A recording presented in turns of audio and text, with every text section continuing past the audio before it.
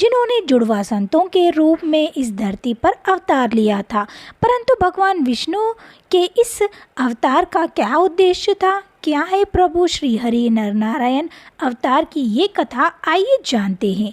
प्रिय मित्रों, ऐसा ही धार्मिक के रोचक कथाओं के लिए हमारे चैनल देव कहानियाँ को ज़रूर सब्सक्राइब करें और साथ ही साथ बेल आइकन को भी प्रेस करें, जिससे हमारी वीडियोस आप तक पहुंच सके। नर नारायण ब्रह्मा जी के मानस पुत्र धर्म और उनकी पत्नी रुचि के पुत्र थे। इसी कारण वे ब्रह्मदेव के परपौत्र भी कहलाए। भगवान विष्णु के नर नारायण के इस अवतार का उद्देश्य इस संसार में धर्म का प्रचार करना था। इसीलिए उन्होंने संतों के रूप में अपना ये अवतार लिया था। पौराणिक कथाओं के अनुसार नर नारायण एकांत स्थान पर गहरी तपस्या में लीन थे और तप करते हुए उन्हें 100 वर्ष की समय अवधि बीत चुकी थी। उनकी तप अत्यंत कठिन और भक्ति से परिपूर्ण था। उनका तप इतना तेजस्वी था कि उनके तप से स्वर्गलोक भी कांप उठा। इंद्रदेव सोचने लगे कि अवश्य ही इन दोनों के तप के पीछे बहुत बड़ा उद्देश्य है। इनकी तप की अग्नि से अब स्वर्गलोक भी प्रभावित हो रहा है। ये अवश्य ही स्वर्गलोक पर अपना आधिपत्य स्थापित करना चाहते हैं। अपने मन में आए विकार के इस कारण इंद्रदेव ने उनकी तपस्या को भंग करने के लिए स्वर्गलोक की अप्सराओं को उनके ध्यान स्थान पर जाने का आदेश दिया। स्वर्गलोक की अप्सराएं नर नारायण के तप स्थान पर जाकर उनका तप भंग करने का प्रयत्न करते हैं। कुछ देर बाद नर नारायण अपने तपस्या से जागे और बोले, हे देवी, आप कौन हो और तुम्हें यहाँ पधारने का क्या प्रयोजन है?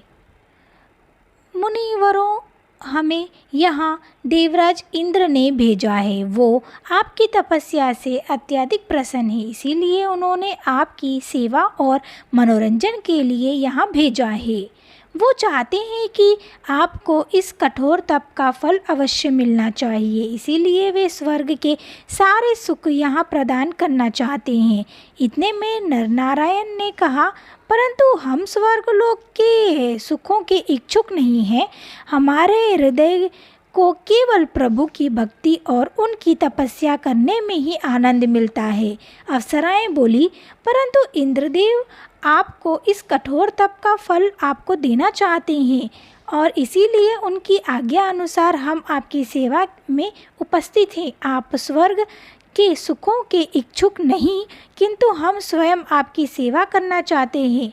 अतः आप हमें अपनी सेवा से वंचित ना रखें। भगवान विष्णु के अवतार नर नारायण ने कहा, मुझे भान है देवी, तुम यहाँ हमारी सेवा करने नहीं, अपितु अपने रूप व सौंदर्य से हमें आकर्षित कर हमें मोहित करना चाहती हो। तुम्हें अपने रूप और सौंदर्य पर अत्यधिक अभिमान हो गया है। देवी रंभा के रूप और सौंदर्य के अभिमान को नष्ट करने के लिए मुनि नारायण ने अपनी जांघा से एक अत्यधिक सुंदर एवं मनमोहित अप्सरा उर्वशी की उत्पत्ति की। उर्वशी का रूप इतना सुंदर एवं मनमोहक था कि उसके रूप के समक्ष रंभा तथा मेनका का सौंदर्य भी फीका पड़ गया, जिससे सभी अप्सराओं का अभिमान नष्ट हो गया। तत्पश्चात मुनि नर नारायण ने भेंट स्वरूप अप्सरा उर्वशी को इंद्रदेव को भेंट कर दिया।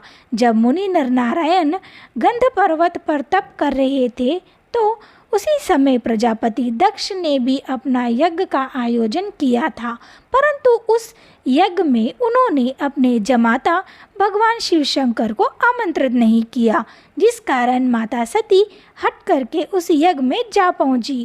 किंतु माता सती को यज्ञ में उपस्थित देखकर प्रजापति दक्ष अपनी ही पुत्री को उनके स्वामी के बारे में अपशब्द कहने लगे। महादेव के अपमान को माता सती सहन न कर सकी।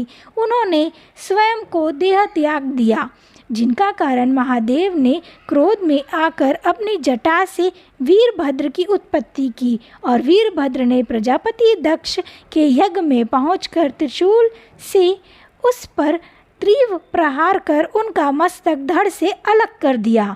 प्रहार तीव्र होने के कारण त्रिशूल उसके मस्तक काटने के बाद बड़ी ही तीव्रता से तपस्या कर रहे मुनि नर और नारायण के समीप जा पहुंचा और नारायण जी के छाती में जा लगा। किंतु मुनि के एक हंकार की ध्वनि से ही वह त्रिशूल महादेव के हाथों में जा पहुंचा। क्रोध में आए मुनि नारायण ने कहा, किसका इतना दुस्साहस की तपस्या कर रहे ऋषि मुनियों पर प्रहार करे। इतने में मुनि नर ने कहा, कदापि ये तो महादेव का त्रिशूल प्रतीत होता है। फिर मुनि नारायण ने कहा, परंतु महादेव ऐसा क्यों करेंगे। त्रिशूल को देखकर मुनि विस्मय में पड़ गए और उसे स्वयं का अपमान समझकर महादेव से युद्ध करने जा पहुँचे। जिसके बाद मुनि अत्यंत क्रोधित हो गए और उन्होंने एक सीख को मंत्रों से अभिमंत्रित कर महादेव पे छोड़ा, जो सीख एक परशु में बदल गया।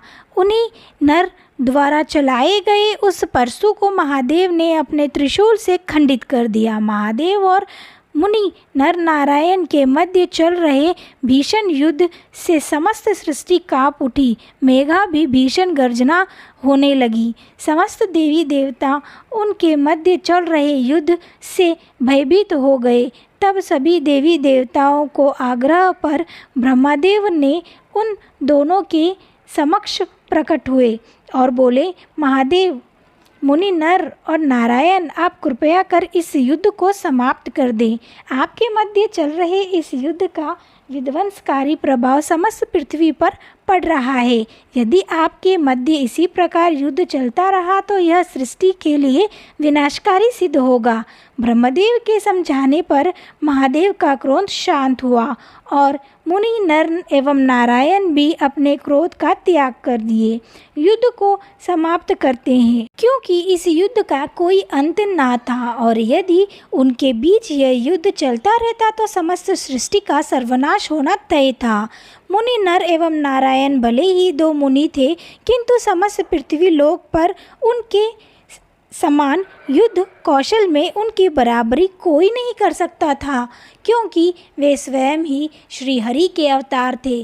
देवी भागवत के स्कंद 4 अध्याय 9 के अनुसार के बारे में राक्षस हिरण्यकश्यप के पुत्र प्रहलाद तीर्थ यात्रा पर निकले थे कि तभी मार्ग में उनकी दृष्टि एक वृक्ष पर पड़ी।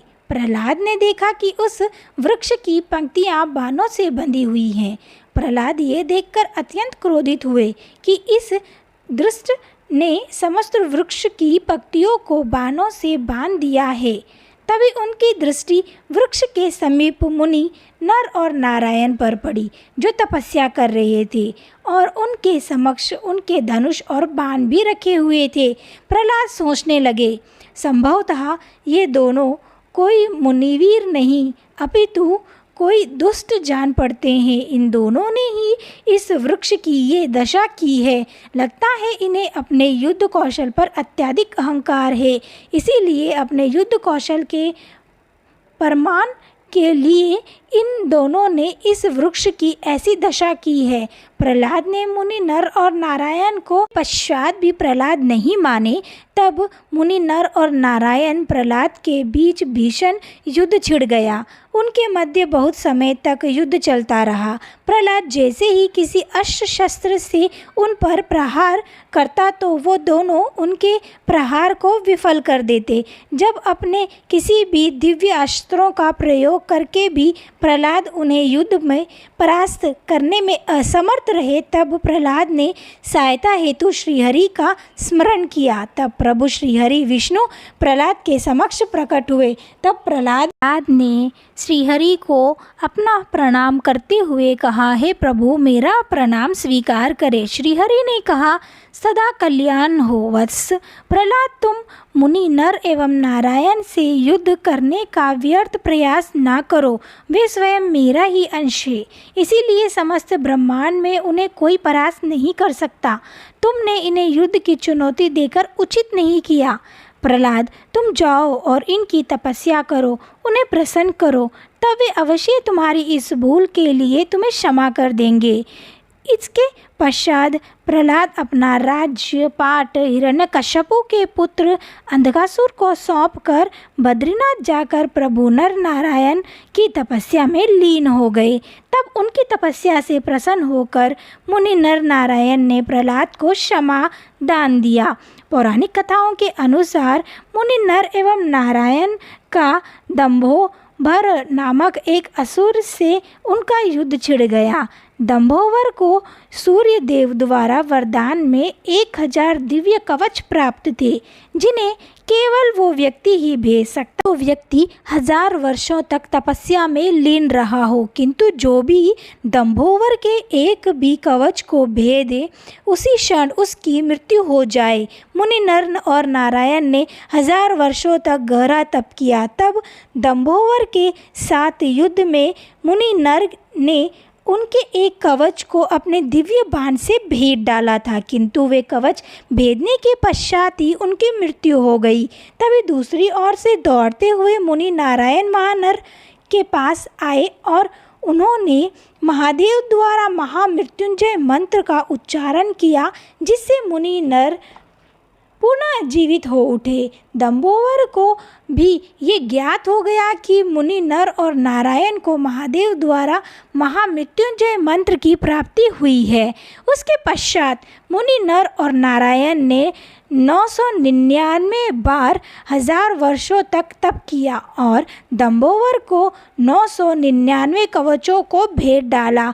जब मुनि नर और नारायण ने दंभोदर के अंतिम कवच को भेदते हैं तो वह सहायता मांगने हेतु सूर्य देव के समक्ष जा पहुंचा और मुनि नर नारायण भी उसका पीछा करते हुए सूर्य देव के समक्ष जा पहुँचे। मुनि नर और नारायण सूर्य देव से दंभोदर को उन्हें सौंपने का आग्रह करते हैं, परंतु सूर्य देव ने अपने भक्त की रक्षा करने हेतु दंभोदर को उन्हें नहीं सौंपा। ऐसा दुष्ट असुर की रक्षा करने पर मुनि नर और नारायण ने दंभोदर और सूर्यदेव को श्राप देते हुए कहा कि सूर्यदेव, आपने एक पापी की रक्षा करके उचित नहीं किया। हम आपको श्राप देते हैं कि इस जन्म के पाप का फल आपको अगले जन्म में अवश्य भोगना होगा। मुनि नर और नारायण श्राप के स्वरूप ही 1000 वर्षों के बाद सूर्यदेव के अंश से दंभोदर ने सूर्यपुत्र कर्ण के रूप में जन्म लिया, जो कि अपने आखिरी कवच और कुंडल के साथ ही जन्मे थे। और मुनि नर का जन्म अर्जुन के रूप में हुआ और मुनि नारायण ने श्री कृष्ण के रूप में जन्म लिया और महाभारत के युद्ध में अर्जुन के हाथों कर्ण का अंत हुआ। कवच के होते हुए कर्ण का वध करना संभव न था, इसीलिए इंद्रदेव ने पहले ही कर्ण से उनके कवच कुंडल ले लिए थे ताकि अर्जुन के हाथों उनका अंत हो सके। मित्रों, व्यक्ति के कर्म कभी उसका पीछा नहीं छोड़ते। व्यक्ति को आज नहीं तो कल अपने कर्मों का फल भोगना ही पड़ता है। अगर आपको ये वीडियो अच्छी लगी हो तो वीडियो को लाइक करें और हमारे चैनल देव कहानियाँ को ज़रूर सब्सक्राइब करें। हमारी इस वीडियो के अंत तक बने रहने के लिए आप सभी का धन्यवाद।